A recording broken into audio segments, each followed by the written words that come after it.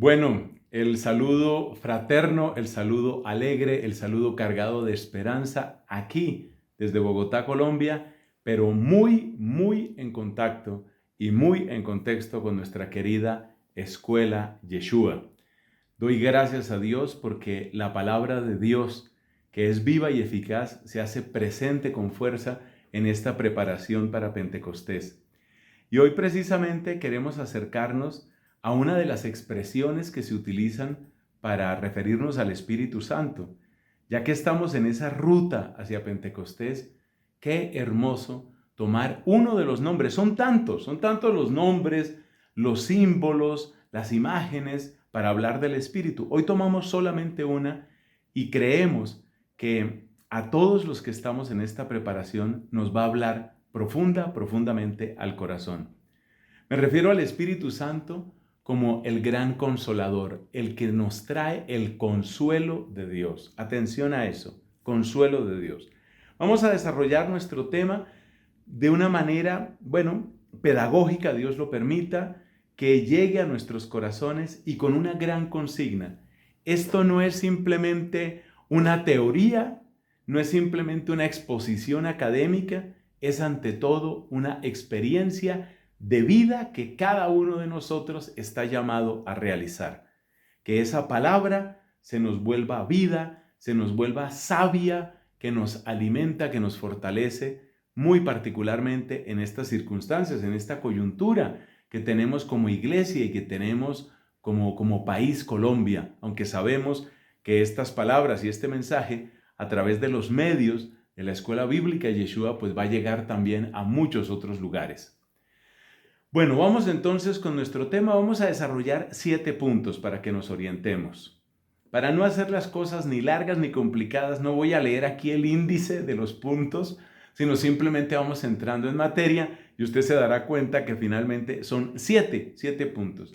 Y el primero es descubrir que tenemos necesidad. Oiga la palabra, necesitamos consuelo de Dios.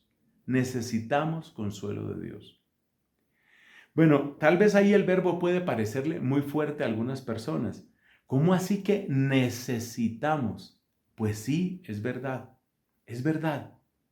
No se puede caminar por esta vida sin raspones, sin decepciones, sin frustración, sin una que otra traición, sin imprevistos, sin accidentes. A ver, ¿quiénes de nosotros no hemos pasado por esas? Entonces, cuando ya sabemos que en la vida nos vamos a raspar, o ya nos hemos raspado, nos hemos herido, hemos experimentado cansancio, hemos experimentado frustración, hemos experimentado dolor. ¿Cuáles son las posibilidades? Hagámonos nada más esa pregunta. Y usted descubrirá que básicamente tenemos 3 o 4 posibilidades. Mire lo que uno puede hacer cuando la vida le ha dado duro, cuando a veces uno se ha sentido contra el piso, cuando a veces uno no encuentra respuesta. Mire los caminos que quedan. Son 3 o 4. Un camino es el de la persona que simplemente se encierra en su tragedia. Algunas personas hacen eso, se encierra en su dolor. Y entonces la persona simplemente se victimiza y simplemente se queja, se llena de lamentos, no soluciona nada, se vuelve una carga para otras personas y sin embargo es una opción que a veces tomamos. Nos encerramos como el que se metiera en un frasco así estrecho y alto, nos encerramos en nuestro dolor. Eso no va muy lejos. Otra posibilidad. Hay otras personas que entonces tienen la teoría del callo. Entonces lo que intentan es que le salga callo por todas partes o lo que otros llaman untarse mantequilla, de manera que todo me resbale, que todo resbale. Esa es otra posibilidad. Eso es lo que hacen otras personas. Esa no es la opción cristiana. Eso tiene que ver con una escuela filosófica que se llama estoicismo, que es tratar simplemente de resistir y tratar de aguantar y más o menos volver duro el cuero porque uno sabe que la situación es compleja y entonces vamos a resistir y vamos a aguantar. Ese modo de reacción tiene dos problemas serios. Primero, que a medida que a usted le va saliendo callo, usted se va volviendo insensible. Y la insensibilidad hace que nosotros dejemos hundir en su dolor a los que están en necesidad. De manera que en el fondo el estoicismo termina en egoísmo.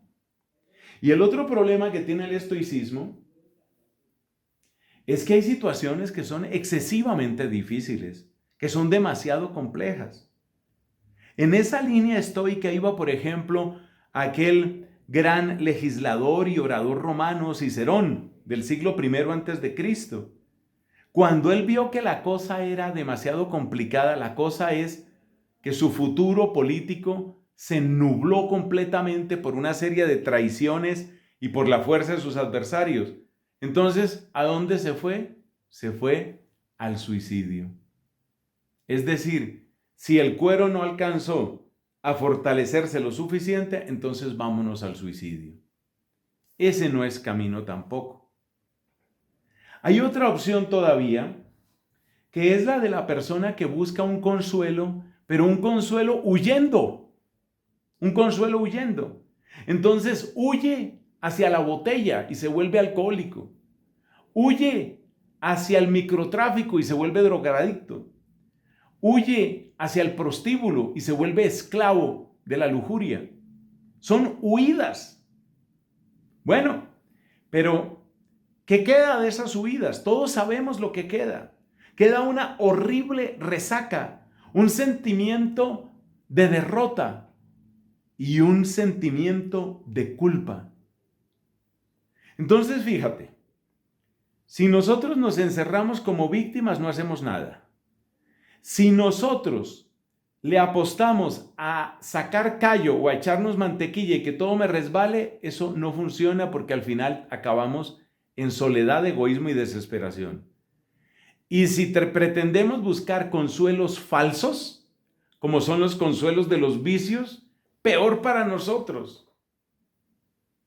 Entonces, por eso es que utilizamos este verbo. Necesitamos el consuelo de Dios. Porque si nosotros recibimos el consuelo de Dios, Dios sí tiene la capacidad de rehacernos, tiene la capacidad de reconstruirnos. Por eso, un verdadero proceso de paz social siempre implica acercarnos al Señor. Porque hay una palabra impresionante que dice San Pablo en 1 Corintios 13. El amor no lleva cuentas. Este amor del que estamos hablando, este amor que es Espíritu Santo, este amor que es sanador, este amor bendito, no lleva cuentas.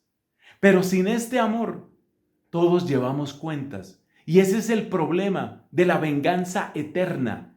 Ese es el problema de la violencia interminable. Que tú me la hiciste y entonces supuestamente quedamos en paz, pero yo tengo aquí mis cuentas. Y cuando llega el momento, vuelve otra vez el garrote y tú otra vez te desquitas y sigue el ciclo. Necesitamos el consuelo de Dios.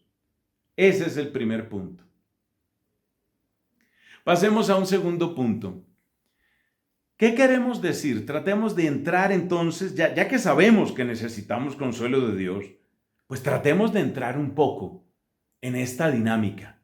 Es decir, ¿qué es lo que queremos decir cuando hablamos del consuelo de Dios? O enunciando de un modo más preciso esa pregunta, teológicamente, ¿cómo situamos el consuelo de Dios? ¿Es un contentillo? ¿Es un hacer de cuenta que aquí no pasó nada? ¿Cómo es el consuelo de Dios?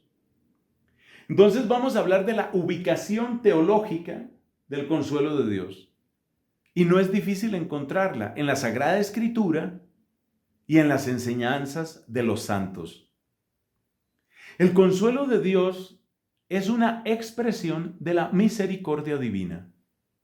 Pero atención, Fíjate lo que decimos, tratamos de ser muy precisos. Es una expresión, una expresión. No hemos dicho que es la única y en ocasiones no será la principal. No es la única expresión, pero sí es una expresión. Entonces podemos decir que este tema del consuelo divino es como una especie de subtema dentro del gran tema de la misericordia divina. Por eso vale la pena que recordemos unos dos elementos fundamentales sobre la misericordia, palabra tan importante para nuestro Papa Francisco, palabra tan importante en toda genuina espiritualidad cristiana y católica. ¿Qué es la misericordia? La misericordia es una expresión de amor entre desiguales. Es el amor cuando se viste de compasión. Es el amor cuando se viste de ternura hacia aquel que está sufriendo. Seguramente ya hemos escuchado varias veces la etimología de misericordia. Miseria es la extrema pobreza o necesidad. Misereor es un verbo que existe en latín y que quiere decir compadecerse. Compadecerse. Y ahora bien, misericordia. Ese cordis en latín es el corazón. Entonces, es tomar la miseria del hermano, la miseria del pequeño, la miseria del enfermo, la miseria del pecador o del pobre, y con todas esas palabras estoy seguro que podemos identificarnos, es tomar esa miseria y llevarla al corazón. Nosotros estamos llamados a ser misericordiosos, pero no se nos olvide, hermanos, lo que dice la primera carta de Juan. Busque el pasaje, por favor, no le voy a dar todo hecho. En la primera carta de Juan encontramos esta expresión. En esto consiste el amor, no en que nosotros hayamos amado a Dios, sino en que Él nos amó primero. Nosotros estamos llamados a ser compasivos, pero el primer compasivo es Él. Nosotros estamos llamados a dar misericordia, pero el primer misericordioso es Él. Entonces, si la misericordia es tomar la miseria del otro y traerla a mi corazón, podemos decir que la misericordia divina consiste exactamente en que Él ha cargado sobre sí nuestras heridas, como dice el profeta Isaías y como dice el apóstol San Pedro. Él cargó sobre sí nuestras heridas. En Isaías lo puedes leer en el capítulo 53. Y en Pedro lo puedes leer si buscas en la carta del apóstol San Pedro. Ahí lo puedes encontrar. Entonces, la misericordia, estamos recordando, es ese tomar la miseria y llevarla al corazón. Es cargar con la miseria del otro, pero cargarlo desde el corazón. Bueno, ¿y por qué decimos que el consuelo no es la única expresión de la misericordia? Pues porque los actos de la misericordia son muchos. Recordemos la parábola del buen samaritano. Hubo compasión del buen samaritano, clarísimamente, sí. ¿Qué más hubo en el caso del buen samaritano? Si nosotros examinamos esa historia, nos damos cuenta que este hombre no solamente se compadeció, sino que también actuó. Por eso hablamos de obras de misericordia.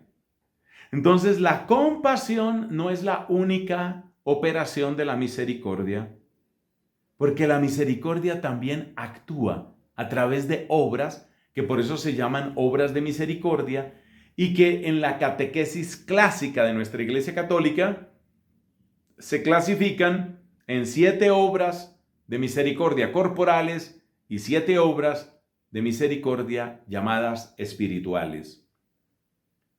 Pero además de eso, o mejor dicho, junto a eso, podemos darnos cuenta de algo muy importante. Y es que también hay misericordia cuando hay corrección.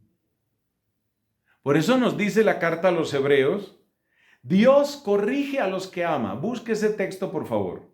Dios corrige a los que ama.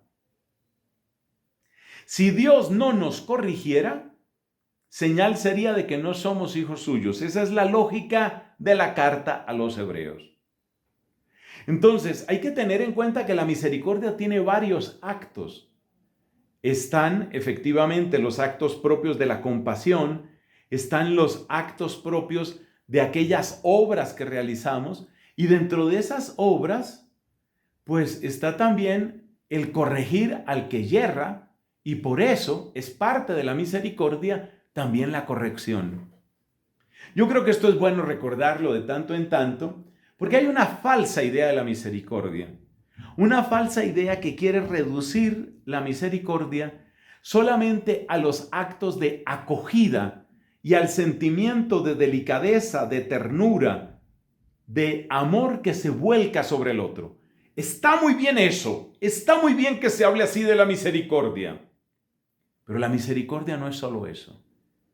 Y si antes hemos dicho que el primer misericordioso es Dios, y si sabemos por la Sagrada Escritura, porque así le dijo Cristo a su apóstol Felipe, allá en el Evangelio de Juan, el que me ha visto a mí ha visto al Padre, o sea que Cristo es la revelación completa y perfecta de Dios. Entonces, en nuestro diccionario de la misericordia, tenemos que acercarnos a Cristo para aprender qué es misericordia. Y ahora hago yo una pregunta que sonará casi a herejía. ¿Acaso a Cristo la misericordia solo le servía cuando estaba sanando a los enfermos o expulsando a los demonios? ¿Solo ahí era misericordioso? Por supuesto que no. Cristo era misericordioso también cuando trataba con cierta fuerza a sus discípulos. Recordemos que en el pasaje de Maús, Lucas 24, los llama gente sin seso, en griego o anoetoi. Nous, en griego, quiere decir la mente, la capacidad de pensar. Y Cristo los llama anoetoi, es decir, gente sin nous, gente sin cabeza, o como diríamos popularmente en español, gente sin seso. Así los llama. ¿Qué? ¿Le faltaba misericordia a Cristo cuando hablaba así? O cuando en otro pasaje les dice, ¿hasta cuándo tendré que soportaros? Y además Cristo tuvo palabras muy duras, muy, muy duras. Acuérdate cómo les hablaba a los escribas y a los fariseos. Y alguna vez estaba hablando tan duro, o sea, tan recio, tan fuerte, casi diríamos agresivo nuestro Señor Jesucristo. Estaba hablando con tanta fuerza que uno de los escribas le dijo, Maestro, hablando de esa manera nos estás ofendiendo también a nosotros. Y se voltea a Jesucristo y le dice, ¡ay de vosotros, escribas! Y sigue con los escribas. O sea que quitémonos esa idea de que la misericordia es solamente abrazo, pomada y mimo. Sin embargo, nuestro tema no es la misericordia así en general, sino una expresión de la misericordia, y esa expresión es la que llamamos el consuelo de Dios. Y el consuelo de Dios, para fortuna nuestra en esta ocasión, el consuelo de Dios sí que se parece mucho a ese abrazo, a esa unción, a ese mimo.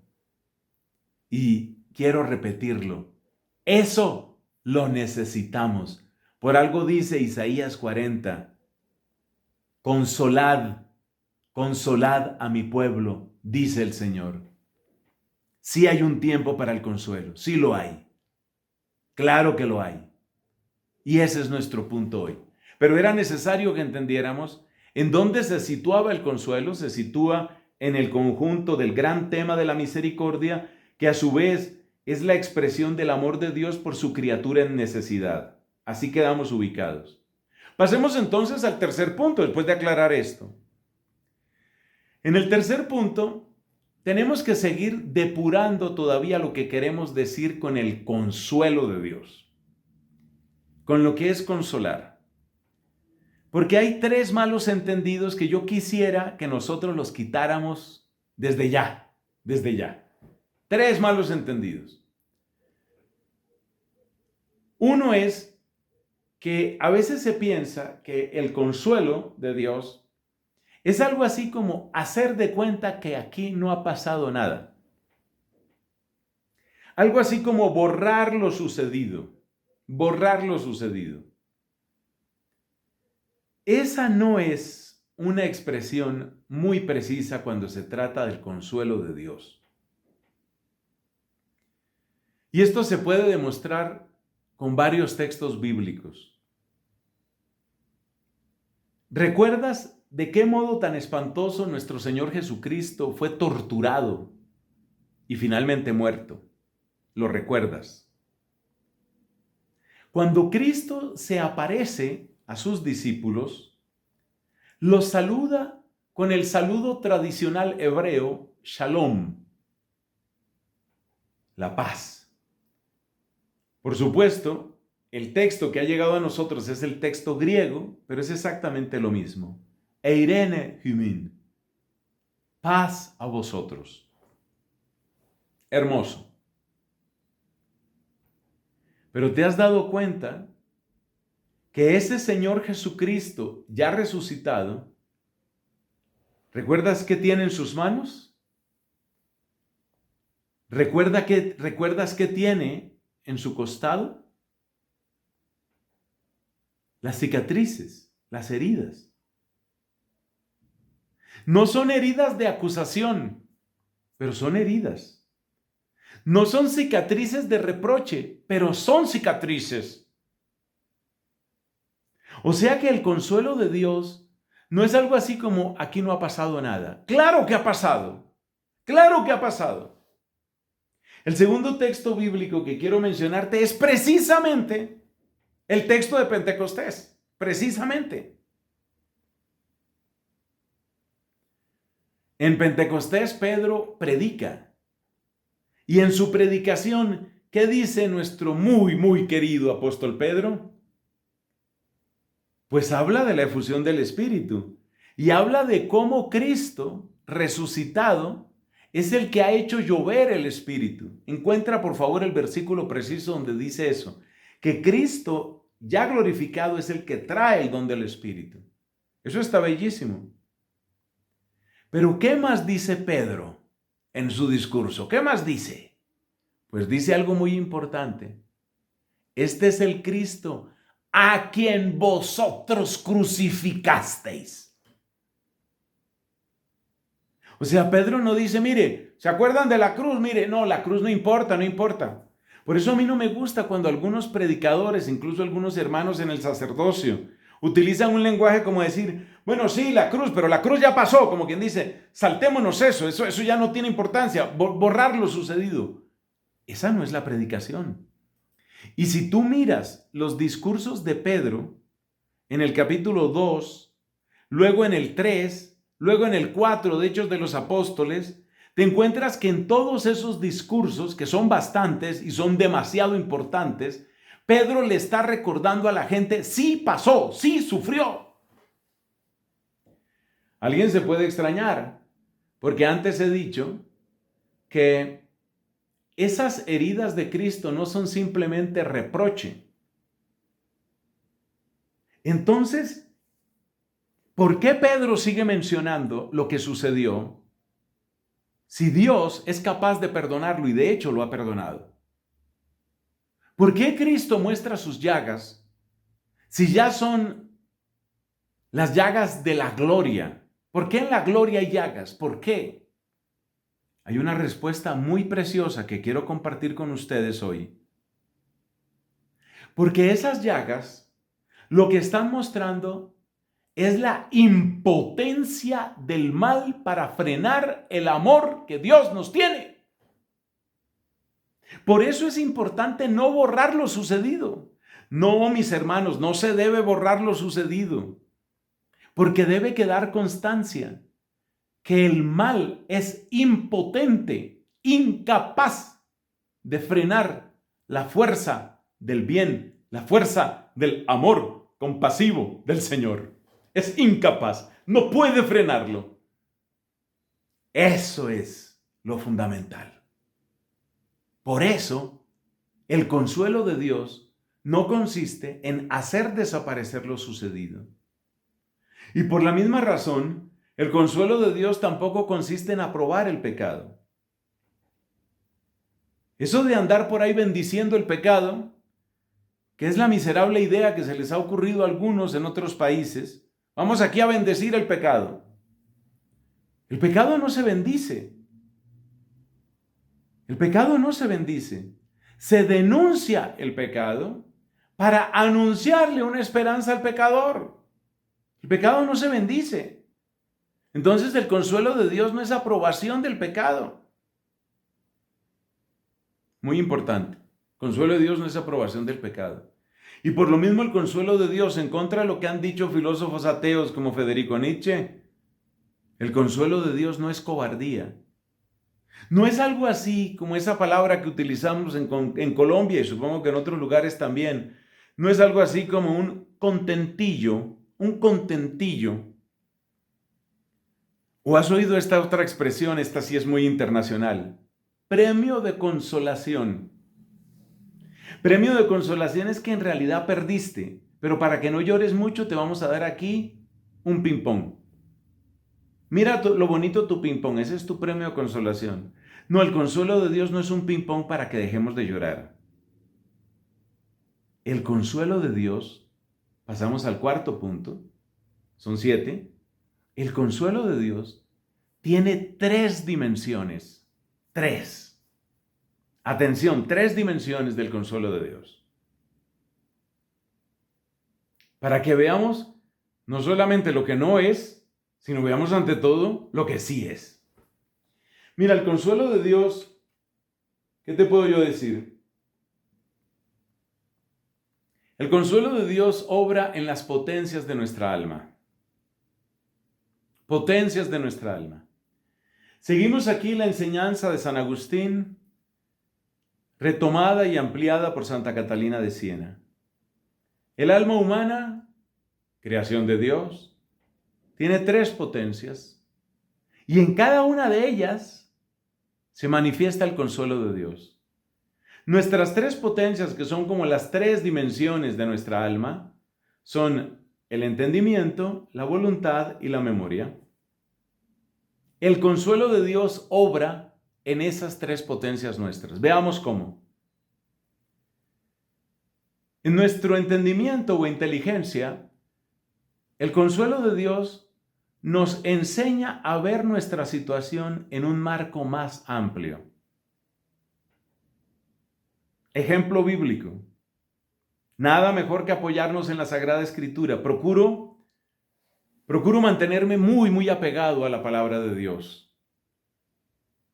Entonces, en nuestra inteligencia, el consuelo de Dios nos enseña a ver nuestra situación en un marco más amplio. Ejemplo bíblico, nos vamos al libro del Génesis, nos vamos a la historia de José, el hijo de Jacob. ¿Recuerdas que querían matarlo sus hermanos?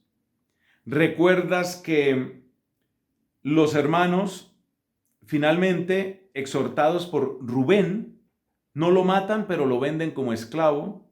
Él llega a Egipto, a casa de un hombre muy adinerado llamado Potifar, pero ahí nuevamente cae en desgracia por una calumnia de la esposa de Potifar, que tenía sentimientos intensos pero muy desordenados hacia José. José va a dar a la cárcel, siguen sus peripecias, y de la cárcel sale porque puede interpretar los sueños del faraón. Y después de interpretar los sueños del faraón, adquiere un lugar de grandísima importancia, prácticamente como de virrey de Egipto. Y en ese lugar de altísima importancia, ¿qué sucedió? Pues que sus propios hermanos, los que otrora lo habían vendido, van a buscar alimento a Egipto, a buscar alimento. Bueno, no vamos aquí a contar toda la historia, sabemos lo que sucede. Finalmente, José se da a conocer a sus hermanos. Él llora, conmovido, y ellos lloran arrepentidos. Lo que interesa para nuestro tema es que José, cuando se da a conocer a sus hermanos, les habla en tono de consuelo. ¿Cómo los consuela? Mira, con esto. Decíamos que la primera dimensión del consuelo es aprender a ver nuestra situación en un marco más amplio. Y mira las palabras que estoy citando casi literalmente, dice José. Dice él, no os pese haberme enviado a Egipto. Lo habían vendido. No os pese. Para bien me trajo Dios a Egipto. Para bien. Es decir, el acto mezquino, homicida, vengativo, envidioso que ustedes realizaron, hay que verlo en un marco mucho más amplio. Hay que verlo en el marco del plan de Dios, que trayéndome a Egipto estaba preparando la salvación para todos nosotros. Para todos nosotros. Eso es lo que Dios hace. Es decir, Dios nos consuela en nuestra inteligencia cuando nos muestra cómo incluso de nuestros propios males Él es capaz de ganar oportunidad para su gracia. Por eso aquella expresión preciosa de Santa Teresa de Jesús, que se incorporó para siempre en el pregón pascual. ¿Recuerdas ese momento solemne, bello, de la vigilia pascual, cuando se proclama el pregón de la Pascua? Y en un momento dado se dice, feliz culpa que nos mereció tal Redentor. Esa expresión es de Santa Teresa de Jesús, la doctora de la Iglesia, a quien muchos llaman, no era el nombre que a ella le gustaba, Teresa de Ávila. Santa Teresa de Jesús nos enseña que nuestra propia culpa, que en sí misma es algo repugnante, es algo hediondo, sin embargo, en el plan de Dios, se convierte en la ocasión, en la oportunidad de recibir en nuestra tierra al Mesías y de que luego el Mesías, como dice la carta a los Colosenses, nos lleve en su cortejo triunfal hacia la gloria del cielo. Entonces Dios nos consuela ayudándonos a situar nuestra miseria dentro del plan mucho más amplio de su misericordia. Esta es solo la primera dimensión. Son tres. Segunda, es la que tiene que ver con nuestra voluntad. Las tres potencias son inteligencia, voluntad y memoria. La que tiene que ver con nuestra voluntad. Lo propio de la voluntad es el amor. Y hay una característica del amor, y es que el amor solo con amor se sana. Entonces, ¿qué hace el consuelo de Dios en nuestra voluntad? Nos permite recibir el amor que nos hizo falta. Un amor nos da Dios que nos sana y que nos restaura. Dos ejemplos bíblicos. Observa el caso de la samaritana, Juan capítulo 4. Una mujer mendigando amor. Ya había tenido varios esposos. Ella misma se había convertido en objeto de burla, de desprecio y de crítica en su población samaritana llamada Sicar. Esta mujer entonces ha pasado por todo ello. Ella ha buscado amor, ha tratado de encontrar amor. Su corazón está cada vez más vacío, más agrietado, más ajado. se encuentra con Cristo. Su búsqueda termina. Cristo le da ese amor que marca una diferencia absoluta, total en ella. El amor solo con amor se sana. Pero si vamos a ser más precisos, es la falta de amor la que se sana con la abundancia del amor divino. Es la falta de amor. Por eso Cristo grita en el Evangelio de Juan: el que tenga sed, que venga a mí y que beba. El que tenga sed, que venga a mí y que beba. No es solo la samaritana, eres tú, soy yo. Los que somos llamados a beber del agua de la vida. Entonces el consuelo de Dios nos da ese amor que nos hacía falta. A veces desde nuestra infancia, desde nuestra adolescencia. A veces ese amor que nos ha faltado en una relación matrimonial insatisfactoria. Y no estoy cayendo en espiritualismos. No estoy cayendo en espiritualismos. Mira, en mi experiencia sacerdotal, que por la bondad de Dios se va acercando ya a los 30 años de ministerio, muchas veces me he encontrado con que en una pareja, por hablar del caso de una pareja, él está esperando muchísimo de ella y ella está esperando muchísimo de él. Dime qué solución va a tener eso. Incluso hay veces que uno logra ubicar. Él está buscando una especie de reemplazo de la mamá. Ella está buscando una especie de reemplazo del papá, por lo que el papá no le dio a ella, por lo que la mamá no le dio a él. Ambos son como pozos vacíos, agrietados, sedientos. Yo te hago una pregunta: ¿qué solución tendrá eso? La respuesta del mundo es fácil. La respuesta del mundo es directa. Sepárense. Incompatibilidad. Sepárense. La respuesta de Dios es diferente. La respuesta de Dios es decirle a ese hombre: recibe mi consuelo. Deja que yo llene tu alma y podrás darle a tu esposa y a tus hijos. La respuesta de Dios para esa mujer es: deja que yo llene tu vaso. Deja que yo llene tu corazón. Tendrás amor para ese esposo, para tus hijos y para más personas. Porque el amor de Dios siempre es desbordante. El amor de Dios siempre nos excede. Efesios capítulo 3.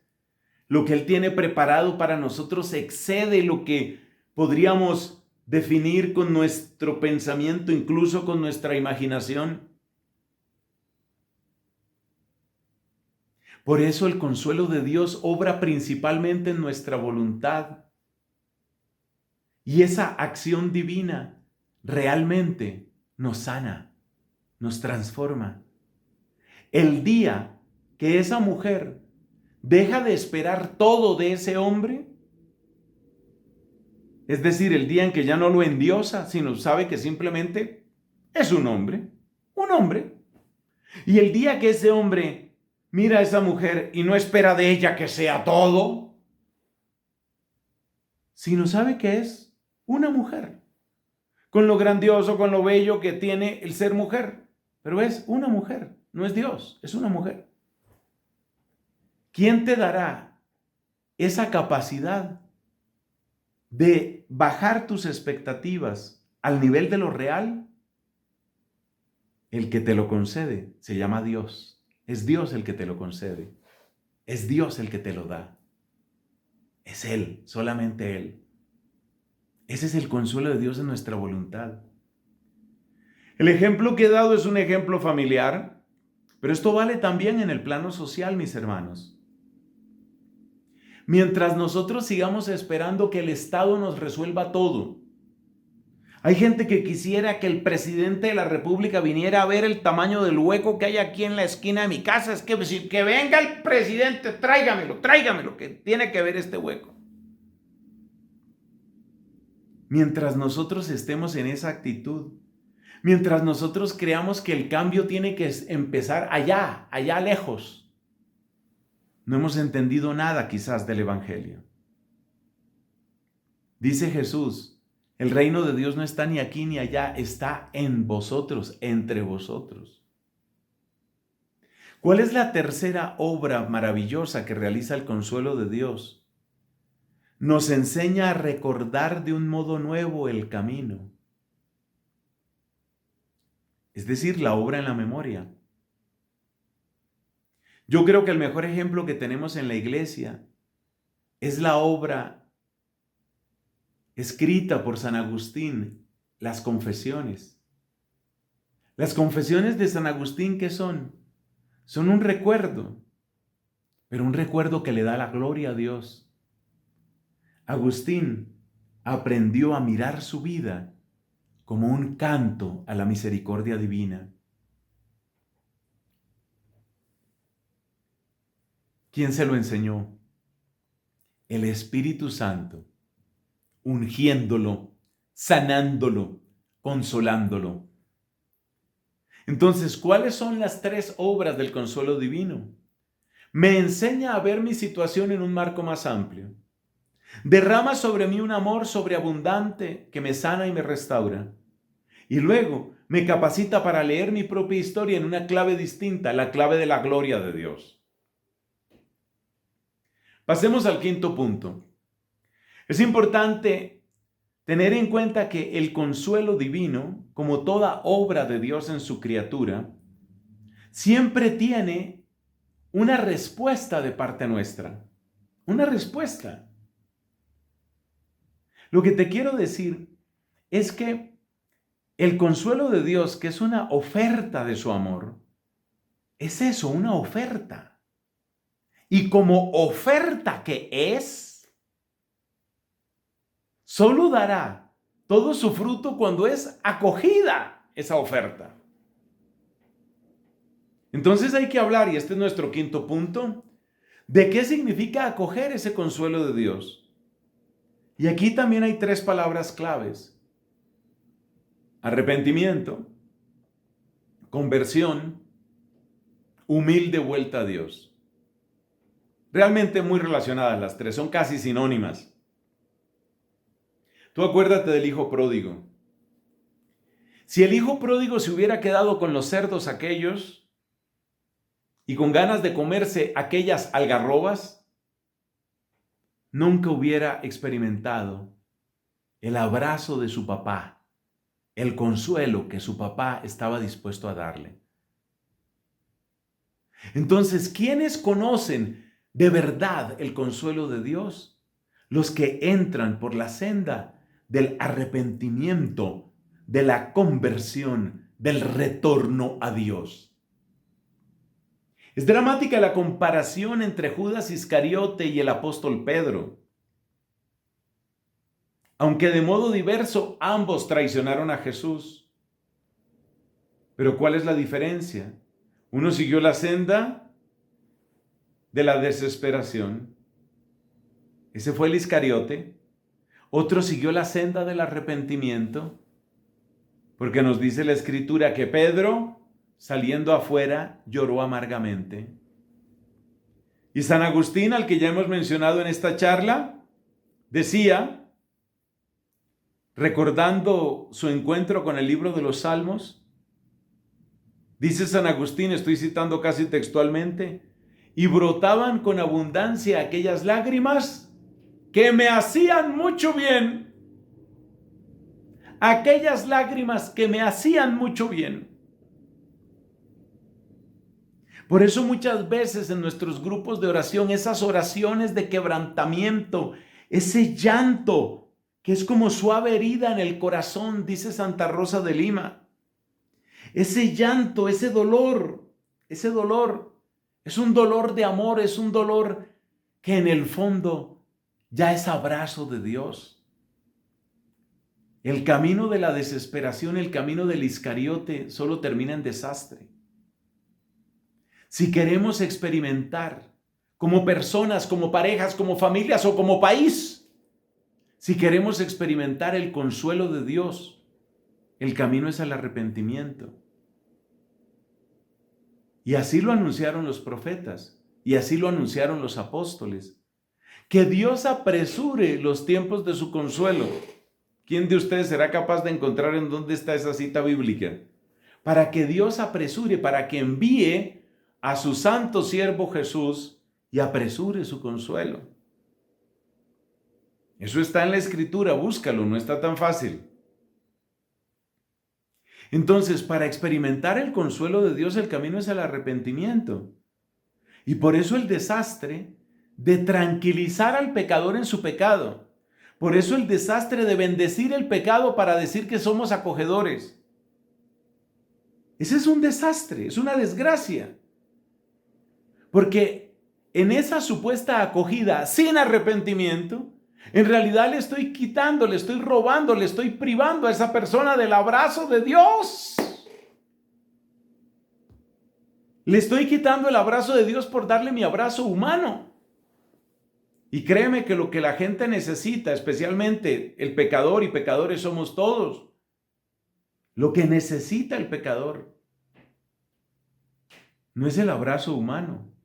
Necesita el abrazo humano y divino, que es el de Cristo, que es el del Hijo pródigo, el que recibió el Hijo pródigo. Pasamos a nuestro sexto punto. Este está tomado enteramente de la segunda carta a los Corintios, al comienzo de la segunda carta a los Corintios.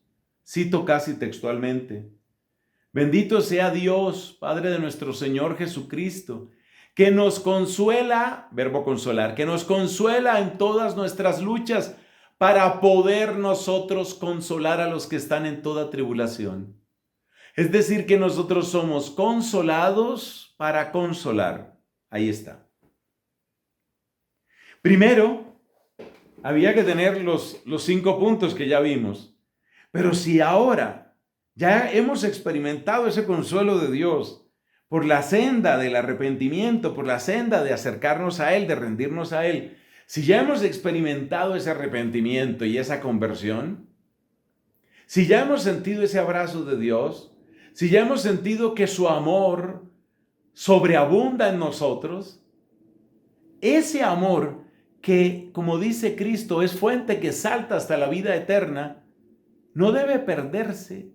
Ese amor debe volverse, óyemelo bien, debe volverse semilla de fuente. ¿Se entiende la expresión? Semilla de fuente. Porque esa es la maravilla del consuelo de Dios. El consuelo de Dios, como toda acción del Espíritu Santo, llega a nosotros vivo, no muerto, sino vivo. ¿Qué significa eso? Significa que el consuelo de Dios, cuando llega a nosotros, es capaz de producir en nosotros un fruto. Por eso dice Cristo en aquel pasaje de San Juan donde se ofrece para darnos agua viva, dice: el que beba del agua que yo le daré, se convertirá en él como un manantial. Nuestro consuelo a nuestros hermanos se llama semilla de fuente. O sea que cuando tú le das de Dios, cuando tú le das de Dios a tu hermano, le estás dando semilla de fuente para que también él un día tenga el manantial. Este es nuestro derecho y este es nuestro deber. Lamentablemente es un lenguaje que se está oyendo poco en la iglesia. Este lenguaje que es tan bello, tan teológico, tan bíblico, se está oyendo poco en la iglesia. A veces se nos va todo en que necesitamos muchas conversaciones, muchos diálogos, muchos acuerdos, muchas negociaciones. Eso tiene un valor. Pero ¿en dónde y en qué momento se transforma la historia? Solo cuando llega la semilla de fuente, que es acción del Espíritu. Y terminemos recordando un último pasaje bíblico en el punto 7. El punto 7 es que el consuelo suele estar ligado a acciones específicas. Aunque yo no he debido decir el consuelo, debería decir más bien la consolación. Suele estar ligada a acciones específicas. Por ejemplo, la alabanza. ¿Cómo así? Así como lo oyes. Acerquémonos, por ejemplo, a Hechos de los Apóstoles, capítulo 16, allí donde se cuenta la prisión de Pablo y Silas en la ciudad de Filipos. Hubo un motín contra ellos, los juzgaron apresurada e injustamente, los molieron a palos, los cargaron de cadenas, los echaron a lo profundo de un calabozo oscuro y hediondo. Eso fue lo que les sucedió a ellos, ni más ni menos. Eso fue lo que les pasó. ¿Y qué hicieron ellos? Hechos de los Apóstoles, capítulo 16, lo dice claramente. Alabaron a Dios. Nos dice expresamente, cantaban himnos a Cristo. Es muy importante que en estas circunstancias que estamos viviendo, con problemas en la salud, problemas en la política, problemas en la economía, problemas en las familias, tensiones en tantas partes, no se nos olvide el poder de la alabanza y cómo la alabanza trae el consuelo de Dios y cómo la alabanza se va convirtiendo en nosotros en un torrente que arrastra y se lleva tanta basura, tanta hojarasca que a veces tenemos. Ese es el poder de la alabanza.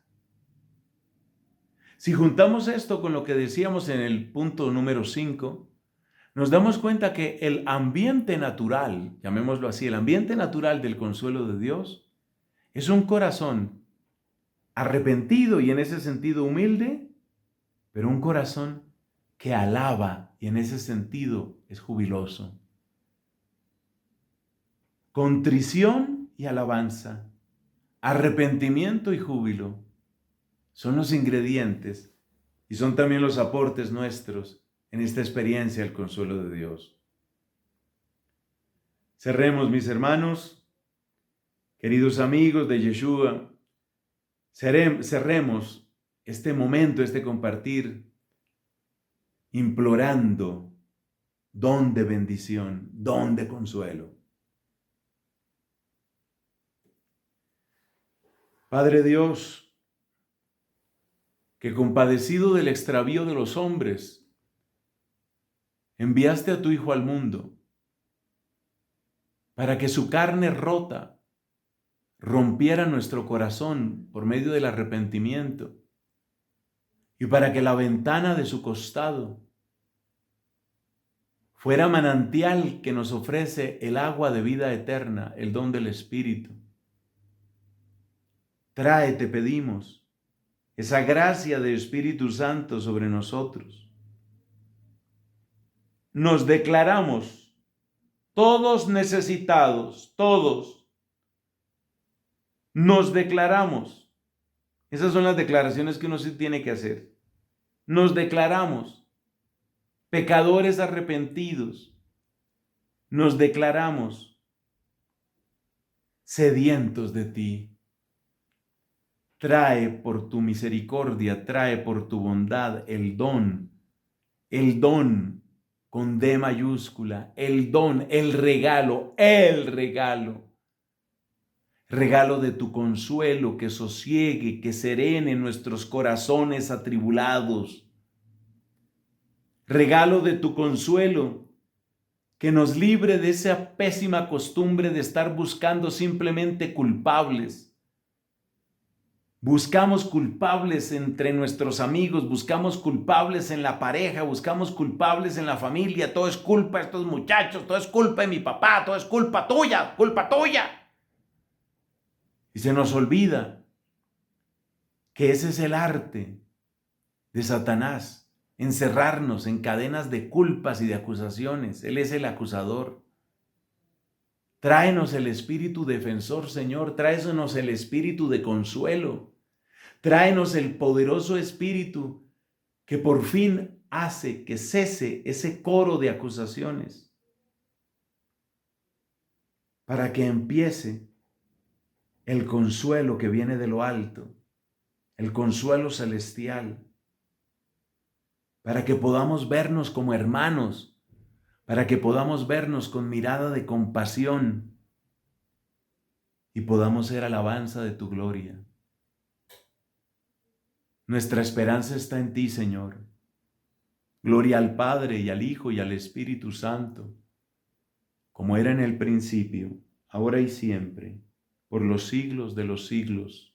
Amén.